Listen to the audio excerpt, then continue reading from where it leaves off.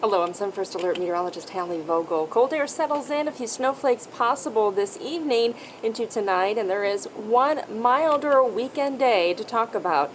Also talking about the 100th anniversary of the greatest natural disaster to ever hit the Great Lakes. Some term it as the White Hurricane of 1913 or the Freshwater Fury, and actually the storm began on November 6th and really started to wind down by about the 11th. The two systems merged together, one cold system out of Canada, the other very wet system out of the south, produced 90-mile-per-hour winds, waves on the Great Lakes 35 feet, 250 people killed, mostly on ships, and over $90 million in damages. So, of course, the remembrance there, 100 years, and we have not seen a storm since that has taken so many lives. Well, looking at our hour-by-hour forecast, again, as we head into tonight, some of that cold air begins to filter in. We don't see much activity tomorrow, should see some sunshine, but Friday night into early Saturday, that next system will bring a little bit of wet weather, but the timing's good for us because it looks like it's going to be out of here into the morning hours on Saturday. Temperatures today stay chilly. We're only in the 40s for highs. Again, a few flurries, maybe even a few sprinkles, wind chills in the 20s, temperatures in the 30s.